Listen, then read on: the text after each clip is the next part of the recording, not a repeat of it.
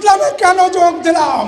খুলনা ১ ডাকো বটিয়াঘাটা একটি রাজনৈতিক ঘোষণা যা ইতিমধ্যেই আলোড়ন সৃষ্টি করেছে। জামায়াতে ইসলামী এক ইসলামপন্থী দল এবার ইতিহাস করল। প্রথমবারের মতো হিন্দু সম্প্রদায়ের একজন নেতাকে মনোনয়ন দিল জাতীয় সংসদ নির্বাচনে। সোমবার খুলনা ৮ দলের বিভাগীয় সমাবেশে জামায়াতের আমির ডক্টর শফিকুর রহমান ঘোষণা করেন এবং বুধবার স্থানীয় নেতাদের বৈঠকে নিশ্চিত হল কৃষ্ণ নন্দীর মনোনয়ন চূড়ান্ত। এর আগে এই আসনের প্রার্থী ছিলেন মাওলানা আবু ইউসুফ, কিন্তু এখন তিনি কৃষ্ণ নন্দীর নির্বাচনী কর্মসূচিতে সহযোদ্ধা। মনোনয়ন নিশ্চিত করে কৃষ্ণ নন্দী বলেন, আমাকে কেন্দ্রে ডাকা হয়েছিল। সেখানে জামায়াতের আমির সহ উচ্চ পর্যায়ের নেতারা উপস্থিত ছিলেন। তারা আমাকে প্রার্থী ঘোষণা করেছেন। আমি তাদের নির্দেশনা অনুযায়ী এলাকায় গিয়ে কাজ শুরু করব। ডুমুরিয়ার চুকনগর গ্রামের বাসিন্দা কৃষ্ণ নন্দী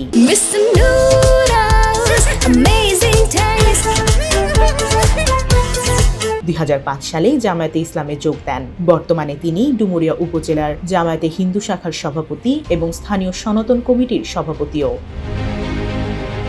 কৃষ্ণ নন্দী গণমাধ্যমকে জানান, কঠোরভাবে আদর্শভিত্তিক জামায়াত হলো ন্যায় সততার দল। এখানে দুর্নীতি, চাঁদাবাজি, মাদক নেই। শান্তি ও সমৃদ্ধি আনার জন্য আমি জামায়াতকে বেছে নিয়েছি।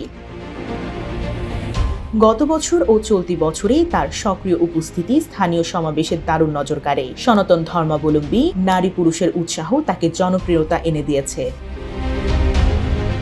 রাজনৈতিক বিশ্লেষকরা বলছেন এটি কৌশলগত সিদ্ধান্ত, হিন্দু ভোট ব্যাংক আকর্ষণ করার একটি সূক্ষ্ম কৌশল। সংখ্যালঘু সম্প্রদায়ের ভোট এক নির্দিষ্ট আসনে গুরুত্বপূর্ণ। জামায়াত এভাবে তাদের সমর্থন আকর্ষণ করতে চাইছে। জামায়াতের সহকারী সেক্রেটারি জেনারেল এহসানুল মাহবুব জুবায়ের বলেন, আরও কিছু আসনে বিভিন্ন ধর্মাবলম্বী প্রার্থী হতে পারে। এটা আমাদের উদার দৃষ্টিভঙ্গি। অন্যদিকে বিএনপি খুলনা ১ আসনে প্রার্থী হিসেবে মনোনয়ন দিয়েছেন আমির এজাজ খানকে।